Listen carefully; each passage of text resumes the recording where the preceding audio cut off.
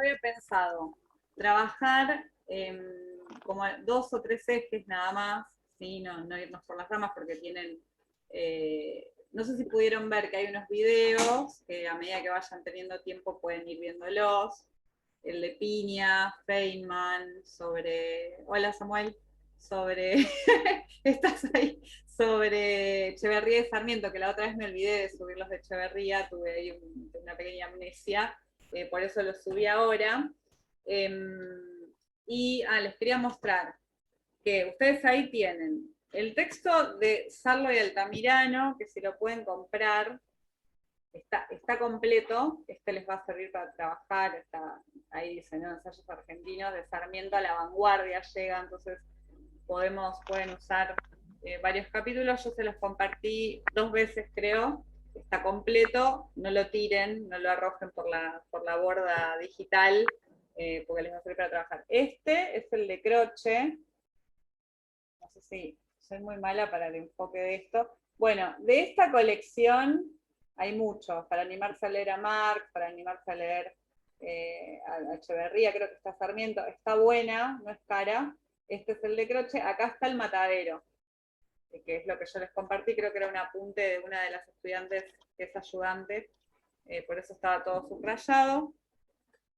Bueno, edición del matadero, la que tengan, sí, es importante. Y este también está bueno, que es La Argentina en pedazos, de Piglia, que son todos cómics de varias obras, entre ellas está El Matadero, ¿no? Y bueno, yo tengo esta edición de Facundo, pero bueno, Facundo conseguimos. No sé si ¿tenían Facundo? Sí, yo sí. ¿Casas? ¿Qué tenías, Gabriela? ¿Losada o...? Centro Editor Cultural. Está bien. Bueno, igual lo bueno es que todas pueden ser buenas porque es Argentina. Así que bueno, está bueno tener este material y no hacerse un asado, igual un asado digital serían ahora, porque bueno, lo van a trabajar, digamos, va a aparecer bueno, en cuarto, quinto, sexto del secundario, van a trabajar con estas obras. El matadero creo que se daba en quinto, vanguardias en sexto, bueno, en fin, ya tendrán oportunidad de ver dónde abordar. Yo Sí, en quería, sexto con alegoría también puede ser. sí, según las cosmovisiones, exactamente, Sí. exactamente.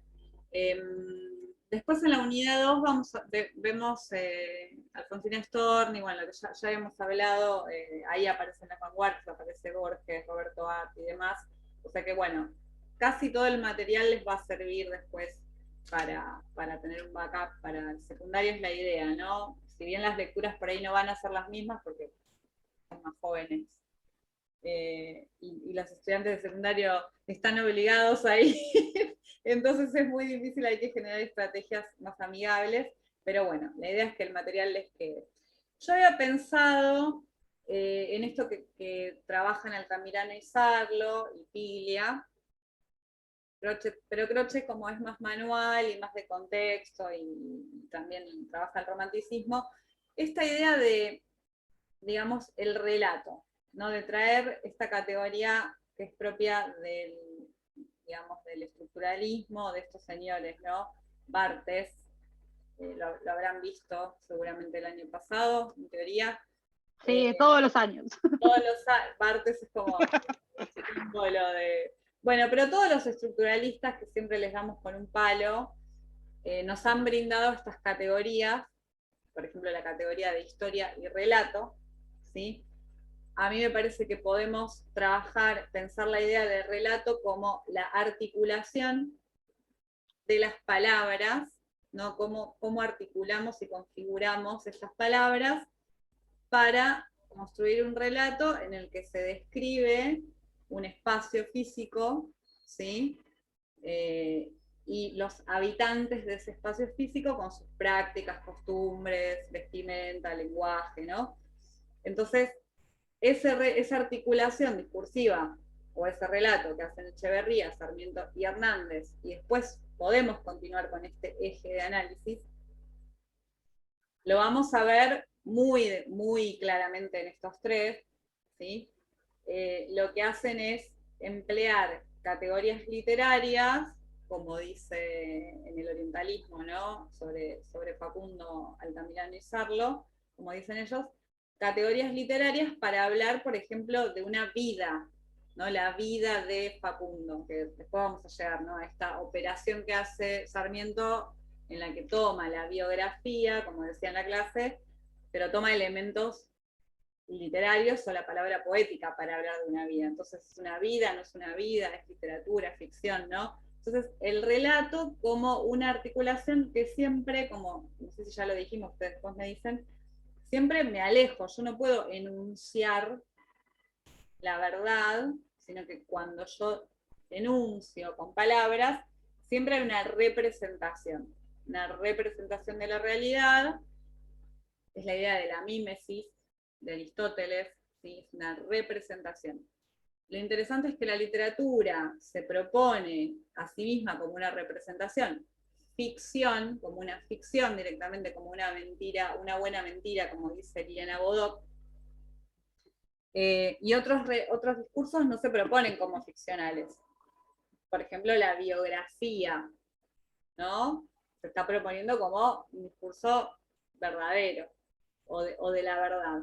Sin embargo, todo lo dicho con palabras, todo lo articulado, podríamos decir que es un relato, ¿sí?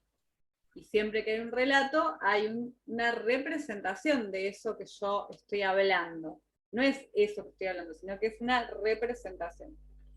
¿Hasta acá vamos bien? ¿O es muy confuso? Bueno, ¿cómo trabajan ellos? Vamos a ver Echeverría, ese relato.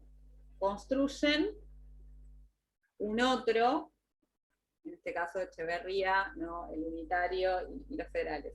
Esos federales, que son esa otredad, seguramente ya habrán visto esta categoría, monstruosa. Creo que algunos lo dijeron en los comentarios de los dos textos. Y esta es una operación literaria que la podemos encontrar en la Odisea. A ver si no sé si se acuerdan, porque nosotros lo vimos la Odisea, algunos cantos. Ulises es un poeta, ¿no? ¿Se acuerdan? Él mismo es un cantor que nos relata en el país de los Feacios esas aventuras con esos otros que se va encontrando. Y tenemos un caso ejemplar que es el del cíclope. Y este cíclope es un monstruo. Es un gigante de un ojo, que habla, ¿no? Fuerte y que es antropófago. Es la otredad misma, si ustedes recuerdan. Entonces, para hacer este enlace entre cómo se construye literariamente el otro, en la literatura de viajes, Ulises es un viajero, ¿sí? Que va visitando esos otros mundos que son, ¿se acuerdan, no? Que no son hospitalarios. ¿Se acuerdan toda esa operación, la hospitalidad? Bueno, los griegos son hospitalarios, los otros no son hospitalarios. Bueno, esto es lo que es esta matriz, podemos verla en toda la literatura, si uno empieza a ver cómo se construye el otro, que es un enemigo casi, al que yo después puedo matar, cegar, violentar, ¿no? A partir de esa construcción que hago de su otredad. Luego la toman los colonizadores. Es súper interesante, ahora no nos vamos a meter, pero hay toda una rama de la literatura latinoamericana que lee la literatura de viajes de los colonizadores, como los colonizadores, ya sabrán, construían la imagen de los que vivían, las personas que habitaban estas tierras. Eran monstruos, con muchos brazos, con muchos ojos, con un ojo, ¿no? Entonces es una operación como la que hace Sarmiento, Echeverría también la hace. Traspolar relatos literarios, la ficción literaria, para vincular la realidad y también para reforzar lo literario. Entonces yo construyo. ¿Vamos bien hasta acá? Porque yo parezco... No, sí, quizás lo que me queda de esto que está diciendo es que a diferencia del relato antiguo, el otro acá es colectivo en lugar de ser un individuo. Entonces, me parece que esa otredad es colectiva. Y también me entró mucho en juego el tema de el carácter invasivo. O sea, el colonizador se siente invadido. Es como Bien, excelente. muy, muy notorio eso. Bien, Distinto es Ulises yendo a lugares desconocidos, de los cuales él no se siente parte, pero al mismo tiempo el monstruo es para ser destruido, engañado, lo que sea. En cambio acá es un otro colectivo.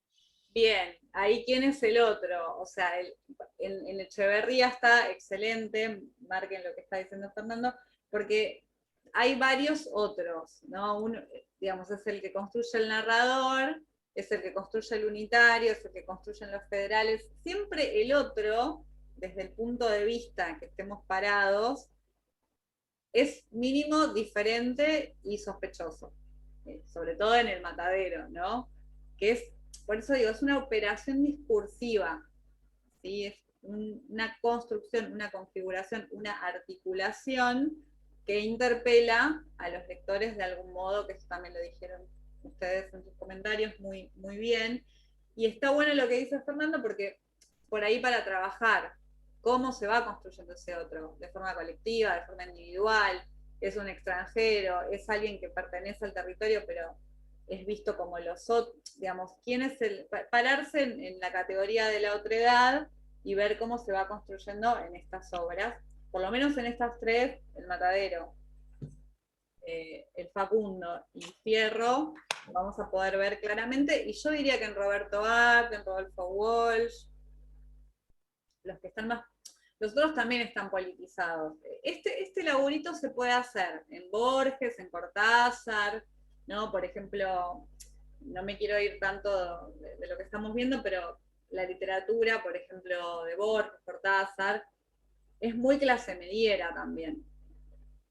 O sea, nunca entran los personajes acá, no me linchen, pero este es un tema que hay que traer, ¿no? Nunca los personajes son como nosotros del barrio, aunque se acerquen en Cortázar por ahí, siempre es una literatura que convoca o cuyos personajes pertenecen a un grupo. Y hay una otredad que quizá ni siquiera ingresa. Bueno, para pensar, ¿no? Ahora no vamos a llegar para este trabajo, pero para el trabajo final pueden pensar esta construcción. Sobre todo, digamos, la problemática que yo quisiera que, a mí me parece, esto es una opinión personal, que podemos trabajar en el secundario, que es, ¿cómo se articula la palabra siempre? Ya lo venimos trabajando desde primero. Quien detenta la palabra y la puede decir, tiene un poder por sobre el que escucha la palabra. ¿Sí? La literatura nos puede servir como un entrenamiento para hacer estos análisis de cómo se articula la palabra y después transpolarla a la lectura que podemos hacer del mundo, ¿no? La lectura que podemos hacer del barrio, del cine, de los medios de comunicación. Entonces, si nosotros podemos problematizar que siempre hay relatos, y no hay verdades, porque son relatos, eso se puede trasladar a la vida ciudadana. Entonces, la literatura como un puente para todo lo demás. ¿Sí? Cuando vemos Echeverría, Sarmiento y Fierro, es muy notorio, en otros más contemporáneos también, pero que están articulando para construir un enemigo, un otro, ¿no? un bárbaro, para convencernos. ¿Quién lo dijo? ¿Vos, Estefanía? ¿Dijiste eso? ¿Lo del lector?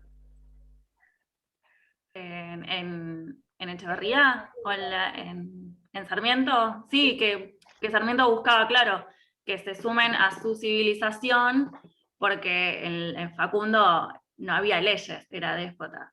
Bien, me pareció súper, bueno, todo lo que dijeron fue pertinente, pero siempre pensar la construcción del autor, la del narrador y el pacto que busca con el lector, las lectoras, ¿no? ¿De qué lado nos invita a ponernos? Quizá no nos esté invitando y nosotros estamos proponiendo una lectura, ¿no? Estefanía propone una lectura porque no es que Echeverría dijo, bueno, los voy a invitar a que se pongan del lado de los unitarios, pero bueno, está articulado de tal modo que uno se pone del lado del unitario y detesta a los federales. ¿Pasa eso o no? ¿Qué les pareció? Sí, a reunirte también. A veces no necesitas poner a alguien de tu lado, necesitas juntarlo, nada más. Como, mirá, yo pienso como vos. Bien. Me parece que el que escribe siempre escribe porque sabe que hay alguien que piensa igual a él. Bien, bien. Es súper interesante, ¿no? De algún modo estamos llevando al extremo, pero ¿qué nos está diciendo? Y acá aparece Cervantes, que lo habrán visto el año pasado, con esto del lugar del receptor y del lector, ¿no? El Quijote, acuérdense, que leía, ¿sí? ¿Se acuerdan que leía las novelas de caballería? Y cuando leía, ¿qué le pasaba? Que leía, entonces creía que era caballero. Y lo que hace Cervantes es pensar, es un poco teorizar sobre el rol de la literatura o la ficción, ¿no? Entonces, esta operación es interesante para verla a lo largo de todas las lecturas que hagamos y para vincular, supongo que habrán visto la teoría de la recepción, o bueno, el lugar del receptor, de las lectoras, los lectores, ¿qué nos pasa, no? Nos ponemos del lado del unitario, porque el que está hablando es un unitario, el narrador es un unitario, la víctima es un unitario y el pobre, sí, el pobrecito es el unitario. Exactamente, ¿no? Por supuesto que lo logra Echeverría para salir. El papel de la víctima y el pobre papel de la víctima. ¿Cómo?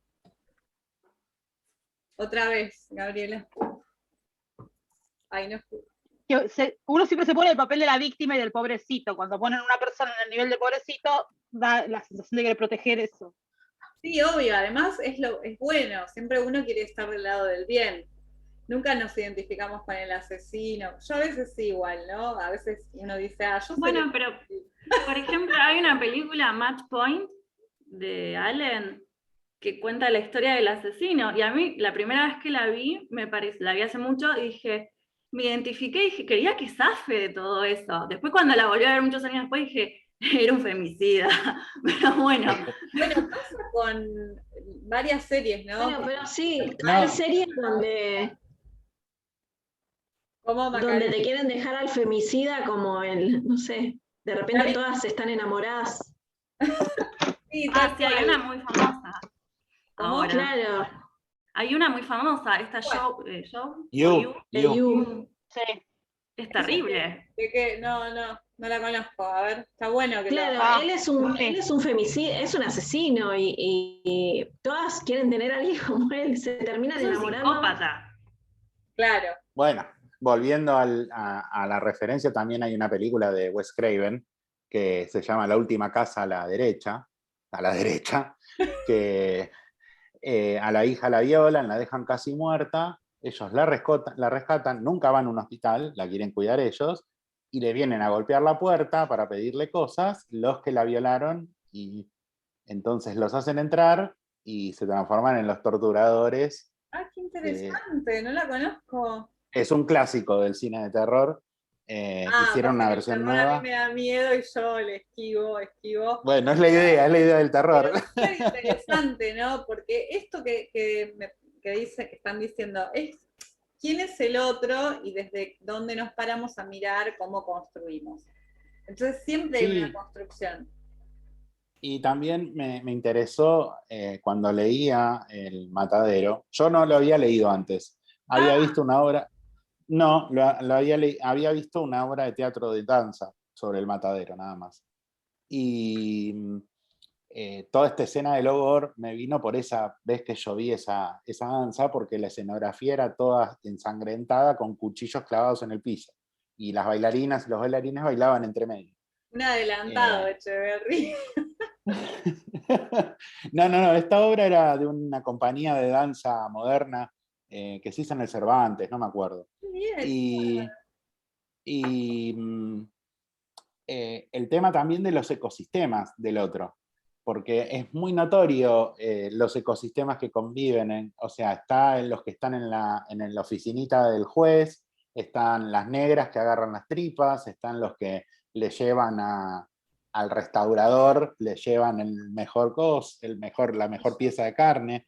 Entonces, también hay como una serie de capas en las cuales no es que ve todo como una masa informe. La iglesia.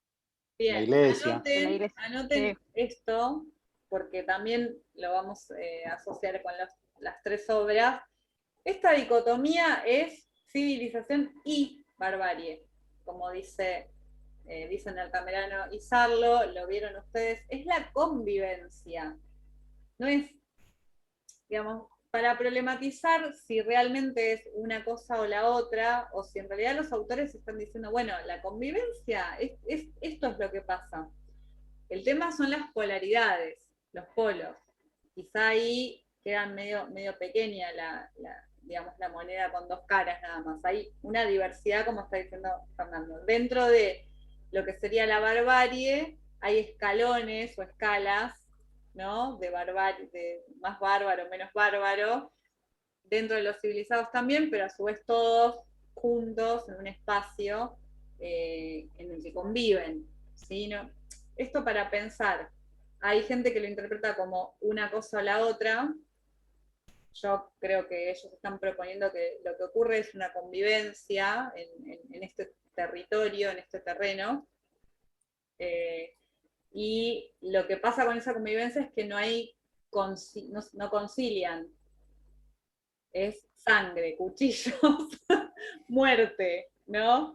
Eso es un elemento de la literatura argentina, que podemos ver, la polarización, y traerlo a todo lo que se les ocurra, ¿no? La grieta, no sé, millones de analogías para pensar una cultura y cómo ese discurso hegemónico, ¿no? se reproduce la idea de los polos, de la no conciliación. ¿Sí? Quizás sea así, quizás no, pero bueno, cómo la literatura inicia la literatura argentina así y permanece, ¿no? Digamos, esa convivencia de la civilización y la barbarie irreconciliables. Entonces, ya dijimos lo del relato, que hay una construcción discursiva, se construye al otro como animal, como monstruo, dijimos, primero, como un animal, agreguemos, ¿sí? Y acá viene un poco lo que estaba diciendo Fernando, que está muy bien. El unitario ve como un animal, o como animales, a los federales del matadero, ¿no? Por su lenguaje, o sea, los ve como monstruos, mal hablados, insultan y se visten mal y, digamos, matan animales y demás. Entonces, para ese unitario, esos federales están animalizados. Y lo que dice Piglia es que el toro, el episodio del toro, o sea, no sé si se acuerdan, capaz que lo dice Piglia en otro texto, pero anticipa lo que va a pasar con el unitario al final. Si ustedes comparan, y este trabajo está bueno, cuando narra, ¿no? El momento de la acción del toro, que el toro respira fuerte, se escapa, no lo pueden enlazar, dicen, bueno, le van aplicando una serie de adjetivos que después se aplican los mismos al unitario cuando lo agarran. Entonces hay una animalización del unitario. Para poder atacar al otro, siempre tengo que hacer una construcción discursiva que me permita atacarlo. ¿Sí? Que me permita eliminar al indio, ¿no?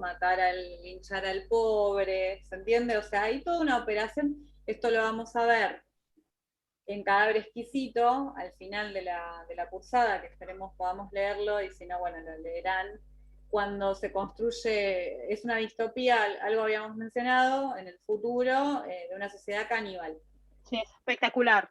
Yo Bueno, lo leí. ¿cómo se articula y cómo se construye a ese ganado? Humano se hace animal, a un humano lo hacen animal. Animalización. Cabeza le dicen. Cabeza, ¿no? Entonces, es interesante ver cómo la palabra articula políticamente, ideológicamente, y la ficción lo permite, me permite hablar del unitario, del toro, de estos bárbaros, porque como dicen casi todos los autores, cuando algo causa mucho dolor, la ficción es una herramienta para poder decir eso que cuesta decir digamos, en otro tipo de relato. Entonces, el otro es monstruoso, es animalizado, es bárbaro, y puedo hacer con ese otro lo que corresponde a un otro animal, ¿no? Que es lo que se considere que se puede hacer.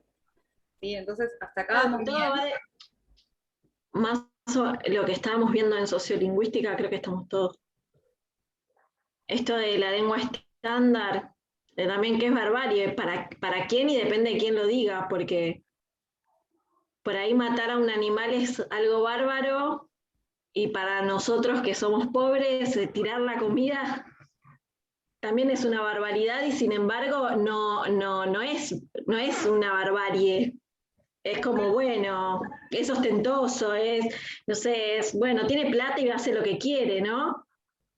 Bien. Tira un ahí, chancho desde el helicóptero. ¿cómo? Claro, y para nosotros es algo Que tira terrible, pero bueno, como un nosotros chancho no desde un tenemos helicóptero a el una poder. pileta en Punta del Este. Ay, eso no lo vi. Ay, no. Sí, hace un par de años. Podemos hacer los humanos, igual también hacemos cosas buenas, por eso no nos vamos a entrar en desesperación, pero sí, absolutamente. Pero ya desde el término, ¿no? Porque se dice deshumanizar. Entonces, ¿qué vida es válida? ¿Solo la humana? Porque se utiliza esto de decir deshumanizo, entonces que se usa un montón, esto de deshumanizar para matar, cómo trataban a los judíos en los campos de concentración, decía se deshumanizaba. Claro, porque la única vida válida es la humana. Excelente. Yo creo que dicen deshumanizar muchas veces para no entender que es patológico. O sea, si vos le quitas la entidad de humano, estás medio justificando la matanza. Claro, sí, o mismo esto de que lo trataban, eran números, de hecho dejaban de ser personas desde esta cuestión del nombre. Bueno, pero tampoco estamos lejos. Se habló 1000 veces de probar vacunas en presos. Ay, Sí, eso. sí. Estamos en el ¿Quién 2021. había dicho porque eso fue en Argentina? No, Yuya, pero acá también se habló. Yuya lo dijo. Sí, me acuerdo. Acá lo A mis dicen unos vaginios. cuantos. Y es más, si hablas no sé, si hablas con tu familia o con tus vecinos, hay mucha gente que lo dice y que está de acuerdo. Bien, esto que están diciendo es muy, justamente es hacia dónde vamos. Primero, ¿quién es el otro? Siempre es el otro. O sea, no es que nosotros somos los buenos y los demás. No, todos tenemos un otro y articulamos un relato y configuramos un relato, y sobre ese otro podemos ejercer la violencia. Lamentablemente esto es así, ¿sí? Entonces la idea es pensar esa operación que se hace mediante la palabra, como decía Macarena, ¿sí? La palabra, quien detenta la palabra, como decían ustedes recién, es el que puede decir, bueno, este es un judío, este es un pobre, este es un animal, entonces lo puedo comer y matar, ¿no? Porque lo que les va a pasar en secundario es que cuando lean El Matadero, que si pueden leerlo ahí, totales, o por lo menos algunos pasajes con los grupos, porque no es tan extenso, se escandalizan cuando empiezan a cortar la carne y las achuras y... Entonces yo les decía, pero ¿qué se piensan? ¿Que viene en la bandeja del supermercado la carne? O sea, pensar un poco cómo nos escandalizamos del canibalismo, pero no nos escandalizamos, como dijo Estefanía, de la ingesta de animales. Es cultural. Entonces, el relato es cultural. La cultura me permite vivir comiendo animales, o bueno, lo que sea que hagamos, ¿no? O en China, el relato de que es válido comer insectos, y yo qué sé, y acá no es válido comer perros, allá sí. Pero vemos, para corrernos un poco del matadero, o sea, siempre hay un relato que permite la praxis, ¿sí? Entonces, por eso es importante, se puede trabajar muy bien con El Matadero, El Facundo, Hernández y todas estas obras, porque hay una operación más evidente, sí, pero toda la literatura tiene su discurso hegemónico reproductor de asimetrías. Por ejemplo, la cuestión de la clase media. La literatura es de la clase media. ¿Dónde está la literatura de la villa? Por supuesto que hay, pero ¿cuál es la hegemónica? Entonces siempre hay un relato que cuando empezamos a profundizar lo podemos por lo menos traer sobre la mesa y en la medida de lo posible desmontar y proponer otras propuestas o contrahegemónicas o como quieran llamarlo. Claro, lo bárbaro también muchas veces es lo popular también. Así es. Sí. No, y el acceso también es de la clase media, el acceso a la literatura es de la clase media. Esto es algo para pensar que yo a veces se los digo porque conozco cómo son ustedes, pero yo lo hablo con colegas, leo una obra y digo, bueno, sí, la heroína, ahora estaba leyendo, no sé si les comenté, una que les voy a mostrar porque está buena la novela, esta novela negra. Díganme si están muy cansados y vamos, cuando se cansen, esta que se llama Donde mueren las mariposas, es muy nueva, del año pasado, de Belén Longo. Es una novela negra, la heroína es una mujer y uno de los tópicos es la trata de personas. Hay un guiño al caso de María Callas, o sea, es súper interesante. Pero la heroína es una abogada que tiene un BMW y por supuesto que se preocupa por la situación y yo qué sé, pero yo decía, esto hay que problematizarlo, no es que uno dice tiremos por la borda la literatura porque es de clase media. Pero si ustedes vieron el video de Chimamanda Adichie el año pasado en la práctica, el peligro de una sola historia, ¿no? No me acuerdo cómo se llama el video. Ella o sea, nunca los personajes eran negros, nunca eran nigerianos, nunca comían lo que se comía en Nigeria. Entonces, esto es el relato. Y la literatura, sí. Bueno, Fer me prestó, que creo que está en el programa, y lo leí y me gustó, y también es un poco la otra voz, el de la Virgen Cabeza. Bueno, ahí estamos con otras, ¿no? Un personaje. Come tierra. Bien, las nuevas literaturas, que no es que descartamos Echeverría, todo lo contrario. Vemos cómo qué permanece, qué se resignifica, y la novela esta de las aventuras de la China Iron también les va a gustar. También. Come tierra también, la heroína no es clase media. Hasta el lenguaje no sería el estándar. Exacto, exacto. Entonces, sí, yo este año, en los 2 minutos que tuvimos libertad de transitar, estuve en una feria del libro al aire libre en Capital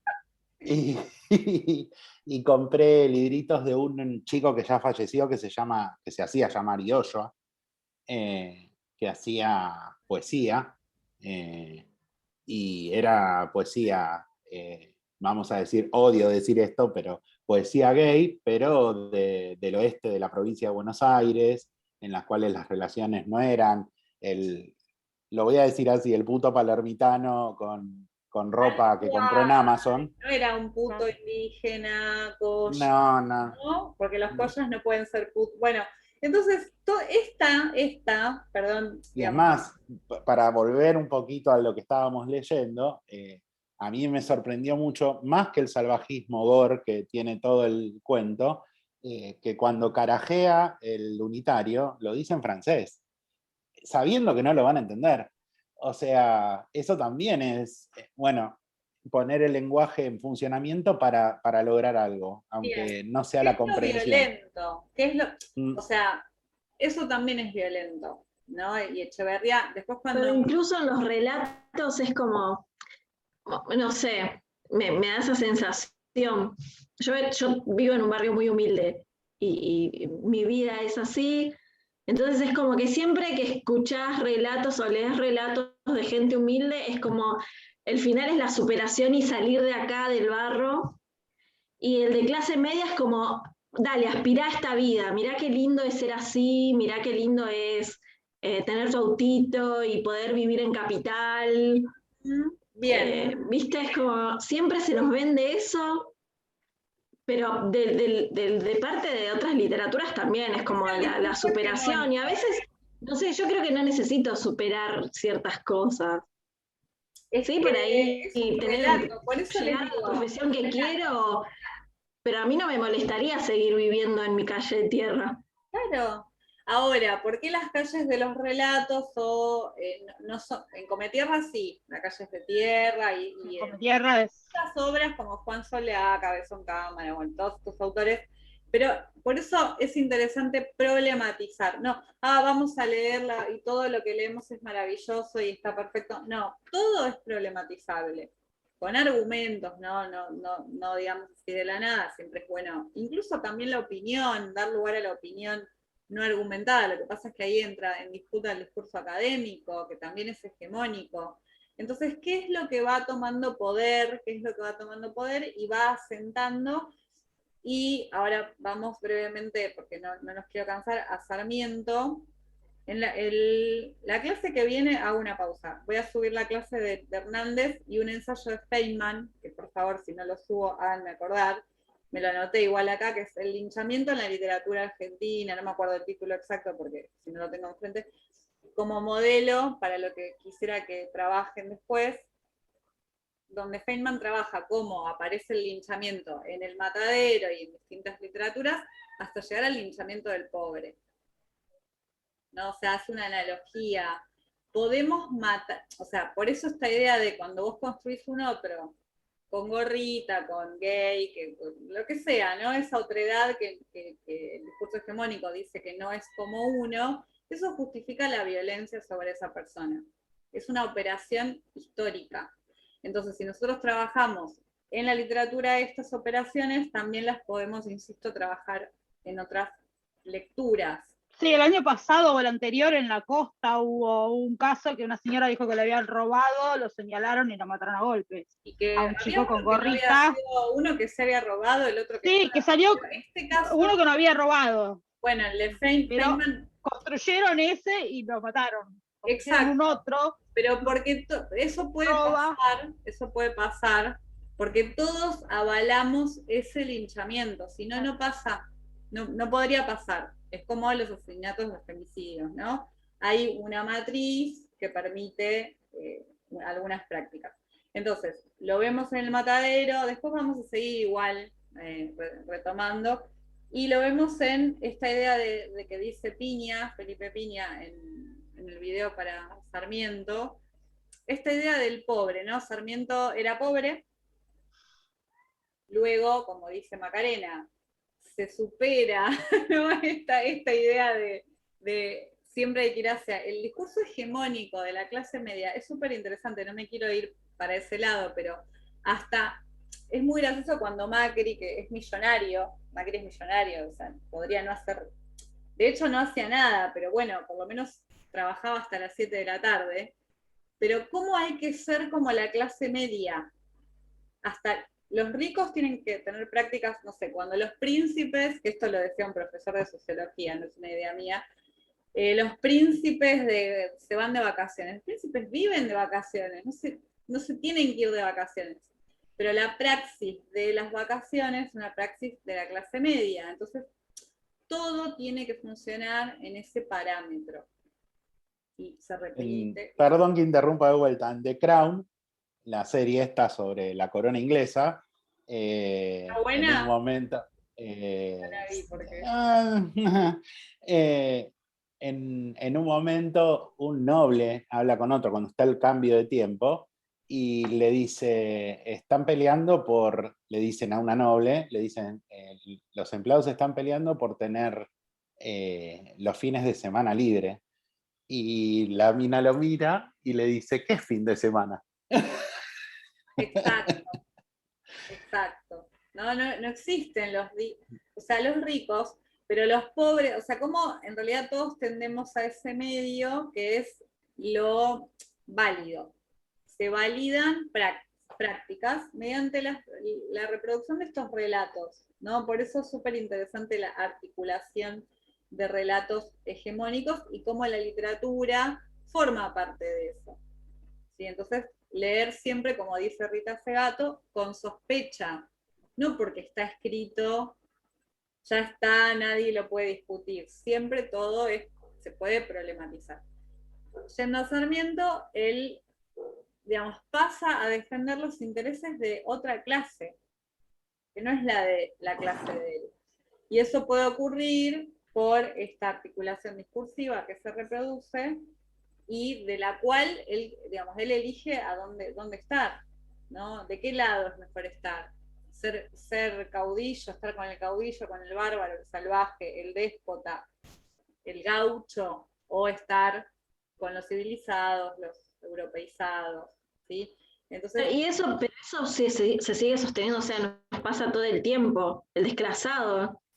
Hasta incluso en cosas muy cotidianas como ¿estás tomando Brahma? ¿cómo es eso? Sí, tomo Brahma. ¿A qué clase pertenece? Porque claro, es como la Brahma es de pobre, es de y por ahí hay gente que vive en el mismo barrio. ¿Cómo? Claro, sí. No, pero es como, viste, todo el tiempo como dale, pero podés pagarte algo mejor y ¿por qué no puedo tomarla? ¿Por qué no me puede gustar? ¿Cuál es el problema? No, pero todo el tiempo eso no, la gente de bien no toma Brahma, la gente de bien toma Imperial. Toma cocaína, la gente de bien. Bueno, sí, hubo también en un diario puesto. ¿Cómo? Hubo en un diario puesto también como algo muy divertido que a un artista le ofrecieron en Nordelta un plato con cocaína. Y yo pensaba, si eso mismo hubiera sido en una villa, no hubiera sido una anécdota divertida. Totalmente. No lo hubieran puesto como algo divertido. Por eso, fíjense cómo trabajar estas obras, ¿sí? Que no es que nos ponemos a contar el Facundo, porque bueno, suponemos que ya hemos leído, nos puede traer a los relatos hegemónicos, ¿no? Y cómo cuando el mismo relato, o sea, el otro es el villero, no es lo mismo que el otro sea del Nordelta, pero incluso para los mismos, o sea, los que vivimos en barrios, ¿no? Es la colonización que experimentamos de nuestra identidad es tan profunda, ¿sí? Que justificamos el linchamiento de un pobre y que no se linche a un rico que robó. Esto es lo que es una reducción, ¿no? Pero y sí, porque tenés que cruzar la barrera del country, primero para lincharlo. La seguridad, el blindado, ¿no? Digo, es como ataquemos a la víctima del sistema, que es más fácil. ¿Sí? Y como en estos textos la operación discursiva es que la víctima es el civilizado, ¿no? El gaucho es el victimario, ¿sí? Facundo es el déspota, ¿sí? El que va a traer, creo que el texto del orientalismo es muy simple, ¿no? Cómo se utilizan las categorías literarias. Sarmiento no conocía Oriente ni La Pampa y puede construir un relato de biografía, ¿sí? Es la operación literaria, discursiva, y es lo que nos compete porque vamos a trabajar con esto en el secundario y es una gran herramienta para pensar el mundo, para leer el mundo, ¿no? Entrenarnos en la lectura crítica, ¿sí? Desmontar las lecturas hegemónicas. Digamos, esa es la propuesta. No sé si tienen alguna pregunta en particular, porque bueno, me parece que la lectura, ¿les pareció simple la lectura del texto de Altamirano y Sarlo, el Facundo? ¿Algo para comentar? Pero esta es la lectura que a mí me gustaría que trabajemos, ¿sí? Cómo se va articulando la palabra poética, la ficcionalización, para la construcción. Se construye, por ejemplo, feminidad, masculinidad, bárbaro, civilizado, ¿no? Se construyen con la palabra esos relatos que se van reproduciendo, se van repitiendo y nosotros vamos incorporando, ¿sí? Entonces, como decía Estefanía, nos ponemos de un lado, tomamos posición, y lo trágico, porque ahí sí es un punto de vista propio, es tomar la posición que no tiene que ver con mis intereses. Ser un desclasado o un colonizado o lo que fuere, ¿no? Defender aquello que en realidad me está oprimiendo, que es un poco... Y si te pones del otro lado, depende de dónde seas, ¿no? Es como lo esperable. Y bueno, ¿y a quién vas a defender si vos venís de ahí? Y sí. Es como, para vos es normal ser chorro. Bueno, ese tema. Eso también pasa, hay mucho, es como, si sos de ahí, bueno, y vos estás acostumbrado, ¿viste? Es interesante esto para trabajar en los escritos. Sí, y quizás por ahí es hacer un poco habría que leer un poco más, pero yo creo que el impacto de ciertas escenas de estos relatos en otro momento tuvieron otra implicancia. O sea, esto cuando usted dijo, ustedes piensan que las vacas vienen en bandejitas, en coto. A ver, el animal sacrificado para la comida en otros momentos no era tan impresionable. Sí, sí. Ni era tan impresionable. O sea, qué sé yo cuando era chico iba a Entre Ríos el pueblo de mi mamá y veíamos cómo carneaban al chancho para que comamos a la noche. No, incluso es una tarea que la hacen las mujeres, y sin embargo, para Matadero no es un libro para nosotras. Ni está pensado para Está ustedes. buena la construcción o sea, de las mujeres que veamos acá, ¿no? En Echeverría, bueno, en las obras. las esclavas estas, no esclavas, las negras del relato son porquería para propios y ajenos. Claro. O sea, El escalafón más bajo. Sí. Pero también para los propios federales. O sea, Sí. no. Me parece que el lector Están en estas obras al menos, y muy entrado el siglo XX y el siglo XXI, el lector es masculino. El lector es masculino. También eran los que les enseñaban. Me gusta. Claro. Igual es difícil por ahí para comprobar, hay que ahí ver bien cómo poder justificar que el lector, pero bueno, la alfabetización no era masiva, viene con Sarmiento, hay que reconocerle ahí a Sarmiento que Roca le permitió la ley 1420, pero sí, digamos, es cierto que es cultural y que ahora estamos en otro momento con respecto, por ejemplo, a la alimentación. Estamos revisando todo, pero no es lo mismo digamos, carnear un cerdo, un cordero, una vaca, con ese fin no alimenticio que esta cuestión masiva que es tan violenta para los animales, ¿no? Por ahí lo que se está cuestionando es la destrucción masiva, el ataque masivo a, bueno, lo que no se puede defender, básicamente, y la naturaleza y demás. Entonces, es verdad que no es lo mismo leer El Matadero en, digamos, el siglo XIX que leerlo ahora. Pero eso es lo interesante. Esto lo dice Carolina Cuesta, que creo que es la clase, no sé si ya vieron la clase de la práctica, es un video de Carolina Cuesta que habla del corpus ampliado, súper interesante, que es esto, ¿no? De vincular con películas, con canciones, con los consumos reales de las personas con las que entramos en contacto y cómo se va problematizando hoy aquello clásico, Penélope, Telémaco, el Cíclope, ¿no? No es que por actualizar, siempre hay que anclarlo en el momento de producción y recepción, pero también podemos hacer lecturas actuales del Matadero, ¿no? De digamos, lo que pasa con el toro es tremendo, que le cortan, ¿no? Le cortan los testículos. Bueno, es violento, por supuesto que es una anticipación, pero sí es la naturalización de una práctica. Eso no sé si hoy se puede, digamos, cuando pasa este tipo de violencia contra los animales, empieza todo el mundo con el escándalo. Sí podemos linchar a un humano, pero ahí viene esa paradoja, ¿no? Linchemos al pobre y salvemos a los perros, yo qué sé, es medio raro, ¿no? Se ríe Gabriela. O sea, para problematizar. En Cadáver Exquisito pasa, Exactamente, ¿no? Sí, el castigo. Como monos la gente, defendamos al perrito. El castigo al unitario también tiene una particularidad, porque a él lo desnudan y le quieren azotar en la cola.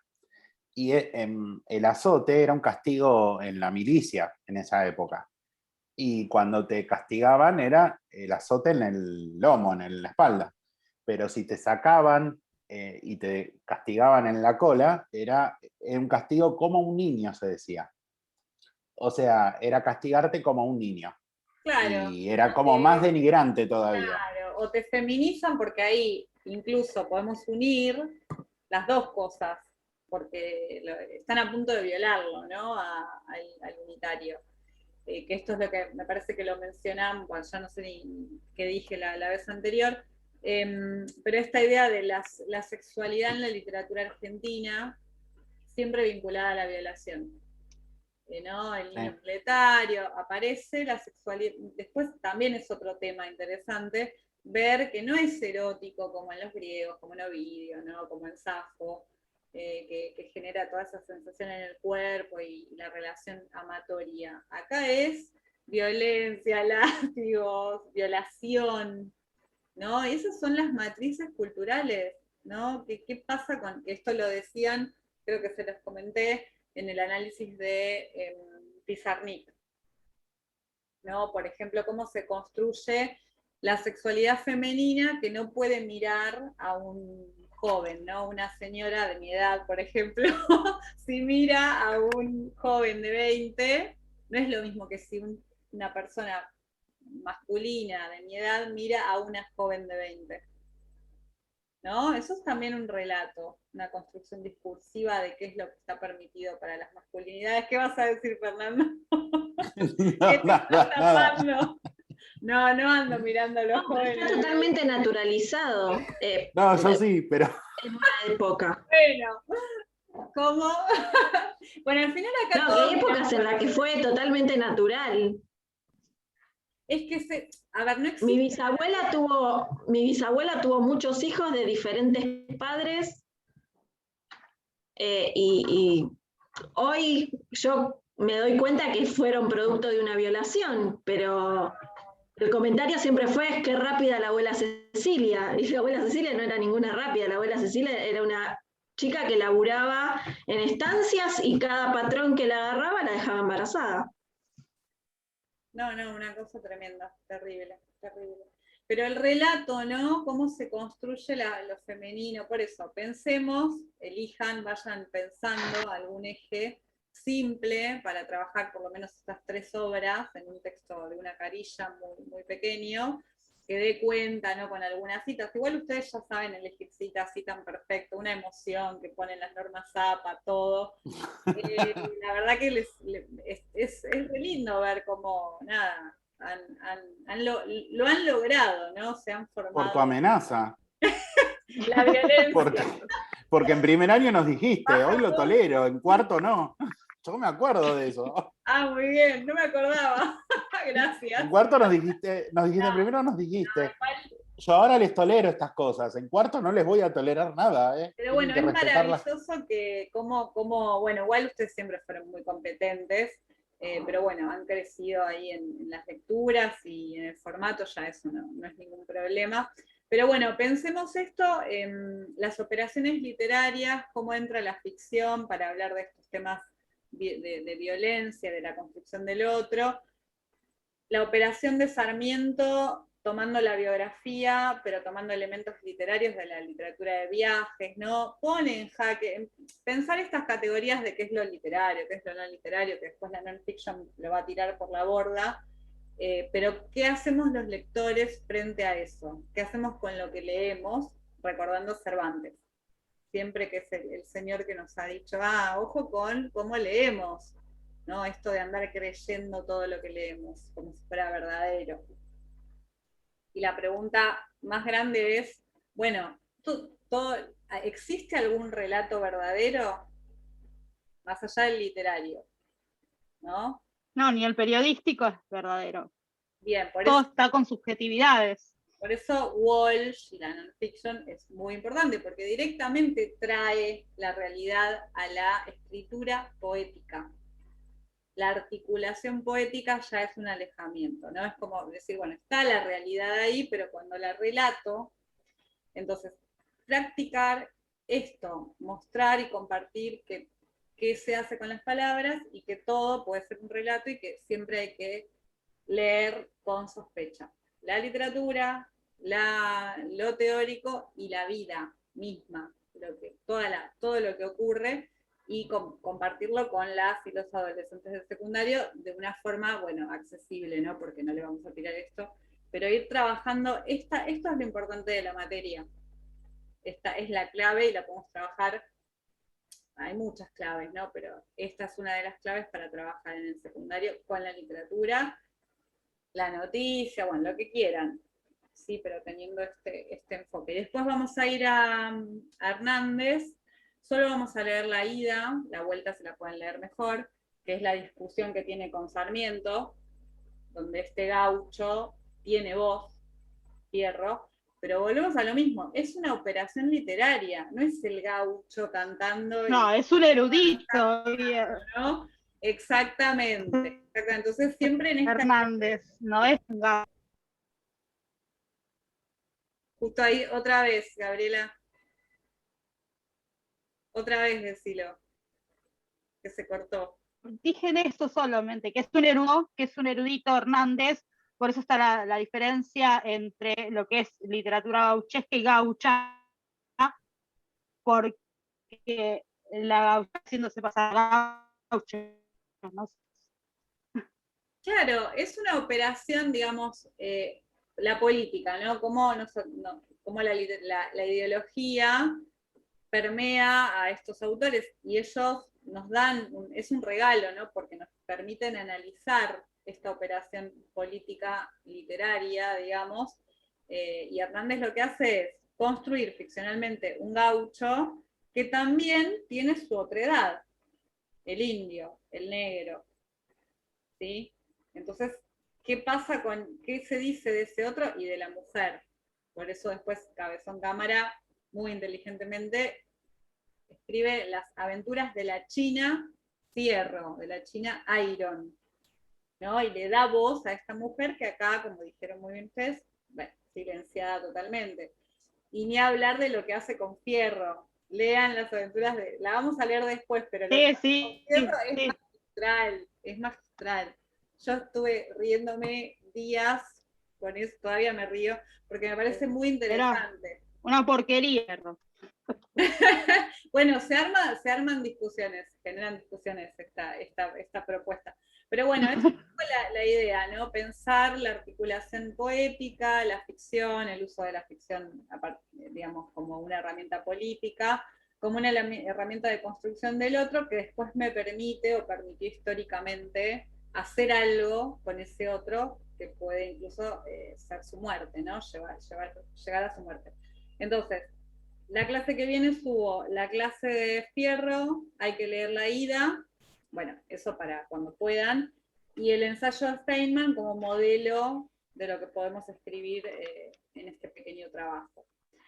Si el trabajo lo hacemos de a dos, ¿puede ser democrático o puede ser un problema hacerlo de a dos? Quiero que me digan honestamente. ¿O lo va a hacer uno? No tengo problema. Lo que pasa es que, a ver... Yo prefiero hacerlo sola, pero bueno. Claro. Pero yo no tengo problema, pero me parece que abarca